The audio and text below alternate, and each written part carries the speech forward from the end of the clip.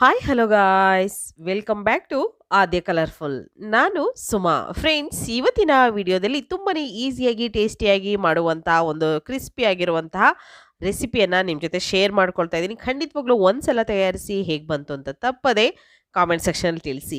ಉದ್ದಿನ ವಡೆ ಮಾಡುವಾಗ ಈ ಒಂದು ಸೀಕ್ರೆಟ್ ವಸ್ತುವನ್ನು ಹಾಕಿ ವಡೆ ಮಾಡಿ ತಿಂದರೆ ಖಂಡಿತವಾಗ್ಲೂ ಇದರ ರುಚಿನ ಮರೆಯೋದಿಲ್ಲ. ಅಷ್ಟು ಕ್ರಿಸ್ಪಿಯಾಗಿ ಬರುತ್ತೆ ಈ ಒಂದು ಉದ್ದಿನ ವಡೆ. ಸೊ ಉದ್ದಿನ ವಡನ ತಯಾರಿಸೋದಕ್ಕೆ ಮೊದಲನೇದಾಗಿ ಒಂದು ಬೌಲಿಗೆ 2 ಕಪ್ ಆಗುವಷ್ಟು ಉದ್ದಿನ ಬೇಳೆಯನ್ನು ಸೇರಿಸ್ಕೊಳ್ತಾ ಇದ್ದೀನಿ. ಸೊ ನೋಡ್ಬೋದು ನೀವು ಕೂಡ 1.5 ಕಪ್ ಆಗುವಷ್ಟು ಉದ್ದಿನ ಬೇಳೆಯನ್ನು ಹಾಕ್ಕೊಳ್ತಾ ಇದ್ದೀನಿ. ಉದ್ದಿನ ಕಾಳಿದ್ರೆ ಉದ್ದಿನ ಕಾಳನ್ನು ಕೂಡ ನೀವು ಉಪಯೋಗಿಸ್ಕೋಬೋದು. ಓಕೆ, ಸೊ ಇದನ್ನು ಒಂದು 2ರಿಂದ 3 ಸಲ ಚೆನ್ನಾಗಿ ನೀರಲ್ಲಿ ತೊಳೆದು ಅದಾದ ನಂತರ ಒಂದು 4 ಗಂಟೆಗಳ ಕಾಲ ಇದನ್ನು ನಾವು ರೆಸ್ಟಿಗೆ ಬಿಡಬೇಕಾಗುತ್ತೆ. ಸೊ ಇದನ್ನು ಚೆನ್ನಾಗಿ ವಾಶ್ ಮಾಡ್ಕೊಳ್ತೀನಿ ಮೊದಲನೇದಾಗಿ. ಫ್ರೆಂಡ್ಸ್, ನೀವ್ಯಾರಾದ್ರೂ ಫಸ್ಟ್ ಟೈಮ್ ನನ್ನ ಚಾನಲ್ಗೆ ವಿಸಿಟ್ ಮಾಡಿದರೆ ಪ್ಲೀಸ್ ನನ್ನ ಚಾನಲ್ನ ಸಬ್ಸ್ಕ್ರೈಬ್ ಮಾಡ್ಕೊಳ್ಳಿ, ಹಾಗೆ ಲೈಕ್ ಮಾಡಿ ಮತ್ತು ಹೆಚ್ಚೆಚ್ಚು ಶೇರ್ ಮಾಡಿ ಫ್ರೆಂಡ್ಸ್. ಈಗ 4 ಗಂಟೆಗಳ ಕಾಲ ನಾನು ಬೇಳೆಯನ್ನು ನೆನೆ ಹಾಕಿದ್ದೀನಿ. ನೋಡ್ಬೋದು ನೀವು ನೋಡಿ, ಈ ರೀತಿಯಾಗಿ ಟೈಮ್ ಇದೆ ಅಂದರೆ ಇನ್ನೂ 1 ಅವರ್ ಎಕ್ಸ್ಟ್ರಾ ಆದರೂ ಏನು ತೊಂದರೆ ಇಲ್ಲ. ಆದರೆ ಕಮ್ಮಿ ಅಂತೂ ಆಗಬಾರ್ದು. 3 ಅವರ್ಗೆ ಅಥವಾ 2 ಅವರ್ಗೆನೇ ನಾವು ರುಬ್ಕೊಳ್ತೀವಿ ಅಂದರೆ ಸೊ ಖಂಡಿತವಾಗ್ಲೂ ಅಷ್ಟು ಚೆನ್ನಾಗಿ ಬರೋದಿಲ್ಲ. ಹಾಗಾಗಿ ಬೇಳೆಯನ್ನು ಚೆನ್ನಾಗಿ ನೆನೆಸಿದಷ್ಟು ನಮಗೆ ವಡೆ ತುಂಬ ಚೆನ್ನಾಗಿ ಬರುತ್ತೆ. ಅದಕ್ಕೋಸ್ಕರ ಕ್ರಿಸ್ಪಿಯಾಗಿ ಬೇಕು ಅಂದರೆ ಈ ಒಂದು ಉದ್ದಿನ ವಡಾನ ನಾವು ಒಂದು 4 ಗಂಟೆಗಳ ಕಾಲ ನೆನೆ ಹಾಕಬೇಕಾಗುತ್ತೆ. ಅದಾದ ನಂತರ ಅದರಲ್ಲಿರುವಂಥ ನೀರನ್ನೆಲ್ಲ ನಾನು ಸೋಸಿ ತಗೊಳ್ತಾ ಇದ್ದೀನಿ. ಈ ರೀತಿಯಾಗಿ ಒಂದು ಸ್ಟೈನರಿಗೆ ಹಾಕಿದ್ರೆ ಅದರಲ್ಲಿರುವಂಥ ನೀರೆಲ್ಲ ಸೋರ್ಕೊಳ್ಳುತ್ತೆ. ಸೊ ಒಂದು 2 ಸೆಕೆಂಡ್ವರೆಗೂ ಬಿಟ್ಟರೆ ಸಾಕು. ನೀರು ತಾನಾಗಿಯೇ ಎಲ್ಲದು ಕೂಡ ಪೂರ್ತಿ ಅದು ಸ್ವಲ್ಪನೂ ನೀರಿರಬಾರ್ದು ಅಂತ ಏನಿಲ್ಲ, ಪರವಾಗಿಲ್ಲ. ಸ್ವಲ್ಪ ಹೆಚ್ಚು ಕಮ್ಮಿ ಇದ್ದರೂ ಏನು ತೊಂದರೆ ಇಲ್ಲ. ಅದಾದ ನಂತರ ಒಂದು ಮಿಕ್ಸಿ ಜಾರ್ ತಗೊಳ್ಳೋಣ. ಈ ಮಿಕ್ಸಿ ಜಾರ್ಗೆ ಇವಾಗ ಉದ್ದಿನ ಬೇಳೆಯನ್ನು ನಾನು ಸೇರಿಸ್ಕೊಳ್ತಾ ಇದ್ದೀನಿ. ಓಕೆ, ಪೂರ್ತಿಯಾಗಿ ಹಾಕ್ಕೊಳ್ಳೋಣ. ಪೂರ್ತಿಯಾಗಿ ಹಾಕಿದ ನಂತರ ಇದಕ್ಕೆ ನಿಮಗೆ ಬೇಕು ಅಂತಂದರೆ ಇದನ್ನು ರುಬ್ಬೋಂಥ ವಿಧಾನ ಕೂಡ ತುಂಬಾ ಇಂಪಾರ್ಟೆಂಟ್ ಆಗಿರುತ್ತೆ. ಸೊ ಎಷ್ಟು ನೀಟಾಗಿ ಚೆನ್ನಾಗಿ ನೀವು ಈ ಒಂದು ಬೇಳೆಯನ್ನು ರುಬ್ತಿರೋ ಆಗ ಮಾತ್ರ ಇದು ಚೆನ್ನಾಗಿ ಬರೋದಕ್ಕೆ ಸಾಧ್ಯ. ಯಾಕೆ ಅಂತಂದರೆ ಕೆಲವರು ಹೇಗೆ ರುಬ್ತಾರೆ ಅಂದರೆ ರುಬ್ಬೇಕಾದ್ರೆ ಸ್ವಲ್ಪ ತರಿ ತರಿ ಹಾಗೇ ಇರುತ್ತೆ, ರವೆ ರವೆ ಥರ. ಸೊ ಆಗ್ಲೇ ಅದನ್ನು ತೆಗೆದುಬಿಡ್ತಾರೆ. ಆ ರೀತಿ ಮಾಡಿದ್ರೆ ಖಂಡಿತವಾಗ್ಲೂ ಚೆನ್ನಾಗಿ ಬರೋದಿಲ್ಲ. ಸೊ ಈಗ ನೋಡ್ಬೋದು ನೀವು ನೋಡಿ, ಈ ರೀತಿಯಾಗಿ ನಾನು ಗ್ರೈಂಡ್ ಮಾಡ್ಕೊಂಡಿದ್ದೀನಿ. ಬೆಣ್ಣೆ ಥರ ಇರಬೇಕು, ಅಷ್ಟು ಸಾಫ್ಟಾಗಿ ಬರಬೇಕು. ನೀವು ಇಡ್ಲಿ ಮಾಡಬೇಕಾದ್ರೂ ಹಿಟ್ಟನ್ನು ಈ ಬೇಳೆಯನ್ನು ಹಾಕ್ಕೊಳ್ತೀರಾ, ಆವಾಗಲೂ ಕೂಡ ನೀವು ತುಂಬಾ ಸಾಫ್ಟಾಗಿ ರುಬ್ಬಿದಷ್ಟು ಇಡ್ಲಿ ಸ್ಮೂತಾಗಿ ಬರುತ್ತೆ. ಮತ್ತು ಈಗ ಉದ್ದಿನ ವಡೆಗೆ ರುಬ್ಬಬೇಕಾದ್ರೂ ಕೂಡ ನೀವು ಬೆಣ್ಣೆ ಥರ ಪೂರ್ತಿ ಸ್ಮೂತಾಗಿರಬೇಕು. ಆ ಥರ ಇದ್ದಾಗ ನೀವು ಈ ಒಂದು ವಡೆ ತುಂಬ ಚೆನ್ನಾಗಿ ಬರುತ್ತೆ. ಸೊ ರುಬ್ಬಿರೋ ಅಂಥ ಮಿಶ್ರಣನ ಒಂದು ಬೌಲಿಗೆ ಹಾಕ್ಕೊಳ್ತಾ ಇದ್ದೀನಿ. ಪೂರ್ತಿಯಾಗಿ ಒಂದಕ್ಕೆ ಹಾಕ್ಕೊಳ್ಳೋಣ. ನೋಡಿ, ನಾನು ಸೇರಿಸ್ಕೊಳ್ತಾ ಇದ್ದೀನಿ. ಈ ರೀತಿಯಾಗಿ ರೆಡಿ ಮಾಡ್ಕೊಂಡಿದ್ದೀನಿ. ಅದಾದ ನಂತರ ಇದನ್ನು ಚೆನ್ನಾಗಿ ನಾವು ಮಿಕ್ಸ್ ಮಾಡಬೇಕು. 1 ನಿಮಿಷದವರೆಗೂ ಇದನ್ನು ಮಿಕ್ಸ್ ಮಾಡಿಕೊಂಡು ತಗೊಳ್ಳೋಣ. ನೀಟಾಗಿ ನಮಗೆ ಇದು ಮಿಕ್ಸ್ ಆಗಬೇಕು. ಆವಾಗ ಒಂದು ಒಳ್ಳೆ ಹದಕ್ಕೆ ಬರುತ್ತೆ ಹಿಟ್ಟು. ನೋಡಿ, ಈ ರೀತಿಯಾಗಿ ಏನು ಟೈಮ್ ತಗೊಳ್ಳೋದಿಲ್ಲ. ಒಂದೇ 1 ನಿಮಿಷ ಚೆನ್ನಾಗಿ ಮಿಕ್ಸ್ ಮಾಡಬೇಕು. ಚೆನ್ನಾಗಿ ಬೀಟ್ ಮಾಡಿದ್ರೆ ಅದು ಒಂದು ಒಳ್ಳೆ ಕನ್ಸಿಸ್ಟೆನ್ಸಿಗೆ ಬರುತ್ತೆ. ಆವಾಗ ನಿಮಗೆ ಈಸಿಯಾಗಿ ನೀವು ಈ ಒಂದು ಉದ್ದಿನ ವಡವನ್ನು ತಯಾರಿಸ್ಕೊಳ್ಬೋದು. ನೋಡಿ, ಈ ರೀತಿ 1 ನಿಮಿಷದವರೆಗೂ ಚೆನ್ನಾಗಿ ಇದನ್ನು ಬೀಟ್ ಮಾಡ್ಕೊಂಡಿದ್ದೀನಿ. ಅದಾದ ನಂತರ ಈಗ ಒಂದು ಹಸಿರು ಮೆಣಸಿನಕಾಯಿನ ಸಣ್ಣದಾಗಿ ಕಟ್ ಮಾಡಿ ಹಾಕ್ಕೊಂಡಿದ್ದೀನಿ. ಒಂದೇ ಒಂದು, ಜಾಸ್ತಿ ಬೇಡ.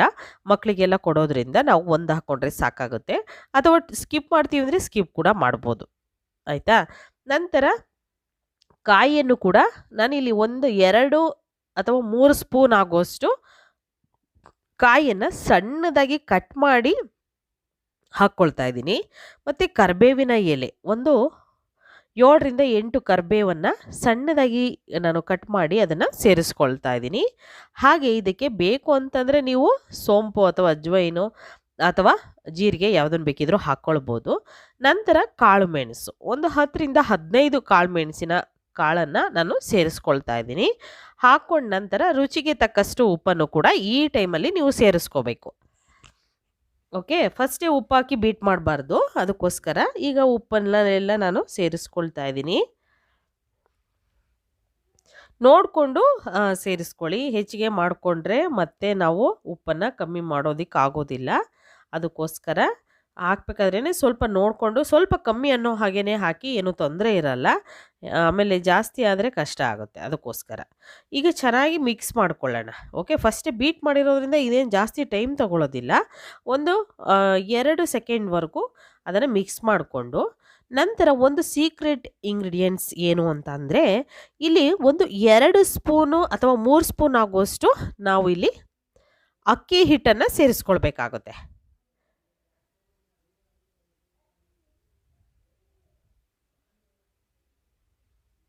ಅಕ್ಕಿ ಹಿಟ್ಟಿಗೆ ಇವಾಗ ನಾವು ಸ್ವಲ್ಪ ಶುಂಠಿಯನ್ನು ಸಣ್ಣದಾಗಿ ತುರಿದು ಹಾಕ್ಕೊಂಡಿದ್ದೀವಿ. ಇಷ್ಟನ್ನು ಹಾಕಿ ಚೆನ್ನಾಗಿ ಮಿಕ್ಸ್ ಮಾಡ್ಕೊಳ್ಳೋಣ. ಶುಂಠಿ ಮತ್ತು ಅಕ್ಕಿ ಹಿಟ್ಟು ಹಾಕಿದ್ರೆ ತುಂಬ ಚೆನ್ನಾಗಿ ಬರುತ್ತೆ. ಎಷ್ಟು ಕ್ರಿಸ್ಪಿಯಾಗಿ ಬರುತ್ತೆ ಅಂತ ನೀವು ಕೂಡ ನೋಡ್ಬೋದು. ಕೆಲವೊಂದು ಸಲ ಉದ್ದಿನಬೇಳೆ ಹಿಟ್ಟು ಕೂಡ ಕೆಲವೊಂದು ಸಲ ತೆಳ್ಳಗಾಗೋಗಿರುತ್ತೆ. ಆ ಟೈಮಲ್ಲಿ ಏನು ಮಾಡೋದು ಅಂದ್ಕೊಂಡಿರ್ತೀರಲ್ವಾ. ಆದರೆ ಇದು ನೀವು ಅಕ್ಕಿ ಹಿಟ್ಟನ್ನು ಹಾಕಿ ಚೆನ್ನಾಗಿ ಬೀಟ್ ಮಾಡಿದ್ರೆ ಪರ್ಫೆಕ್ಟಾಗಿ ಕ್ರಿಸ್ಪಿಯಾಗಿರುವಂತಹ ಒಂದು ವಡೆ ಬರುತ್ತೆ. ಓಕೆ, ಈಗ 1 ನಿಮಿಷದವರೆಗೂ ಮತ್ತೆ ನಾನು ಇದನ್ನು ಮಿಕ್ಸ್ ಮಾಡ್ಕೊಂಡಿದ್ದೀನಿ. ಯಾಕೆಂದರೆ ಅಕ್ಕಿ ಹಿಟ್ಟು ಎಲ್ಲ ಕಡೆನೂ ಕೂಡ ನೀಟಾಗಿ ಮಿಕ್ಸ್ ಆಗಬೇಕು. ಅದಕ್ಕೋಸ್ಕರ ಈಗ ಇಲ್ಲಿ ನಾನು ಸೌಟಿಗೆ ಸ್ವಲ್ಪ ಎಣ್ಣೆ ಹಚ್ಚಿ, ನಂತರ ಸ್ವಲ್ಪ ಹಿಟ್ಟನ್ನು ಹಾಕಿ ಮಧ್ಯದಲ್ಲಿ ಈ ರೀತಿ ಹೋಲ್ ಮಾಡ್ಕೊಂಡಿದ್ದೀನಿ. ಈಗ ಇದನ್ನು ನಾವು ಎಣ್ಣೆಯಲ್ಲಿ ಬೇಯಿಸ್ಕೋಬೇಕಾಗತ್ತೆ. ಎಣ್ಣೆ ಮೀಡಿಯಮಾಗಿ ಕಾದಿರಬೇಕು. ಕಾದಿದ್ದಾಗ ನೀವು ಈ ವಡೆಯನ್ನು ಹಾಕ್ಕೊಂಡ್ರೆ ಪರ್ಫೆಕ್ಟಾಗಿ ಬಂದ್ಬಿಡುತ್ತೆ. ನೋಡಿ, ಈ ರೀತಿಯಾಗಿ ಅದೇ ಬಿಟ್ಕೊಳ್ಳುತ್ತೆ, ಏನು ತೊಂದರೆ ಇಲ್ಲ. ತುಂಬಾ ಬೇಗ ಆಗೋವಂತಹ ಒಂದು ರೆಸಿಪಿ. ಸೊ ಈಗ ಸ್ವಲ್ಪ ನೀವು ಎಣ್ಣೆ ಅಥವಾ ನೀರನ್ನು ಹಚ್ಚಿ ಧಾರಾಳವಾಗಿ ನೀವು ಈ ಒಂದು ವಡೆಯನ್ನು ಮಾಡ್ಕೋಬೋದು. ನೋಡ್ತಾ ಇದ್ದೀರಲ್ಲ, ಅದೇ ಬಿಟ್ಕೊಳ್ಳುತ್ತೆ. ಇಷ್ಟೇ. ಇದೇ ರೀತಿ ಎಲ್ಲ ವಡೆಗಳನ್ನು ನಾನು ಹಾಕ್ಕೊಂಡು, ಮಧ್ಯದಲ್ಲಿ ಒಂದು ಹೋಲ್ ಯಾಕೆ ಮಾಡ್ತೀವಿ ಅಂತ ಕೆಲವೊಬ್ಬರು ವ್ಯೂವರ್ಸ್ ನನಗೆ ಕೇಳ್ತಿದ್ರು. ಏನಕ್ಕೆ ಅಂತಂದರೆ, ವಡೆ ಈಗ ಉದ್ದಿನ ವಡೆ ನಾವು ಹಾಗೆ ತಿಂದರೆ ಅದು ಸ್ವಲ್ಪ ನಮಗೆ ಒಂಥರ ಒಗ್ರು ಅನ್ನಿಸ್ಬೋದು. ಆದರೆ ಎಲ್ಲ ಸೈಡು ಚೆನ್ನಾಗಿ ಬೆಂದರೆ, ಅದು ಎಲ್ಲ ಸೈಡು ಬೇಯಬೇಕು ಅಂದರೆ ಮಧ್ಯದಲ್ಲಿ ಒಂದು ಹೋಲ್ ಮಾಡಿದ್ರೆ ನಾವು ಅದರೊಳಗೆ ಸ್ವಲ್ಪ ಎಣ್ಣೆ ಎಲ್ಲ ಹೋಗುತ್ತಲ್ವ, ಆವಾಗ ಸೈಡಲ್ಲೆಲ್ಲ ಚೆನ್ನಾಗಿ ಬೇಯುತ್ತೆ. ಒಳಗೂ ಕೂಡ ತುಂಬ ಕ್ರಿಸ್ಪಿಯಾಗಿ ಇರುತ್ತೆ. ಅದಕ್ಕೋಸ್ಕರ ಉದ್ದಿನ ವಡೆಗೆ ಒಂದು ಹೋಲ್ ಮಾಡೋದು. ಸೊ ತುಂಬ ಚೆನ್ನಾಗಿ ಬರುತ್ತೆ ಮತ್ತು ಚೆನ್ನಾಗಿ ಬೆಂದಿರುತ್ತೆ ಕೂಡ. ನೋಡಿ, ಕಲರ್ ಕೂಡ ತುಂಬ ಪರ್ಫೆಕ್ಟಾಗಿ ಬಂದಿದೆ. ಸೊ ಈಗ ಆಗಿರುವಂತಹ ವಡೆಗಳನ್ನೆಲ್ಲ ಒಂದು ಟಿಶ್ಯೂ ಮೇಲೆ ನಾನು ತೆಗೆದು ಇಟ್ಕೊಳ್ತೀನಿ. ತುಂಬಾ ಈಸಿಯಾಗಿ ಮಾಡುವಂತಹ ಒಂದು ಉದ್ದಿನ ವಡೆ ರೆಸಿಪಿ, ಕ್ರಿಸ್ಪಿ ಆಗಿರುವಂತಹ ಉದ್ದಿನ ವಡೆ ನೀವು ಕೂಡ ಮನೆಯಲ್ಲಿ ತಯಾರಿಸಿ. ಈ ಉದ್ದಿನ ವಡೆನ ಮಾಡುವಾಗ ಈ ಸೀಕ್ರೆಟ್ ವಸ್ತು ಹಾಕಿ ವಡೆ ಮಾಡಿದರೆ ರುಚಿನ ನೀವು ಮರೆಯೋದೇ ಇಲ್ಲ. ಮತ್ತೆ ಮತ್ತೆ ಇದೇ ರೀತಿಯಾಗಿರುವಂಥ ವಡೆಗಳನ್ನು ತಯಾರಿಸಿ ತಿಂತೀರ. ಮತ್ತು ಯಾರು ಬೇಕಿದ್ರೂ ಮಾಡಬಹುದು. ಈ ಒಂದು ವಿಧಾನದಲ್ಲಿ ಖಂಡಿತವಾಗ್ಲೂ ಒಂದ್ಸಲ ತಯಾರಿಸಿ ಹೇಗೆ ಬಂತು ಅಂತ ತಿಳಿಸಿ. ಇವತ್ತಿನ ವಿಡಿಯೋ ನಿಮಗೆಲ್ಲರಿಗೂ ಇಷ್ಟ ಆಗಿದೆ ಅಂತ ನಾನು ಭಾವಿಸ್ತೀನಿ. ಇಷ್ಟ ಆಗಿದ್ರೆ ಚಾನಲ್ನ ಸಬ್ಸ್ಕ್ರೈಬ್ ಮಾಡ್ಕೊಳ್ಳಿ, ಹಾಗೆ ಲೈಕ್ ಮಾಡಿ, ಹೆಚ್ಚೆಚ್ಚು ಶೇರ್ ಮಾಡಿ. ಇವತ್ತಿನ ವಿಡಿಯೋ ಇಲ್ಲಿ ಮುಗಿಸ್ತಾ ಇದ್ದೀನಿ. ಬಾಯ್, ಸಿ ಯು, ಟೇಕ್ ಕೇರ್.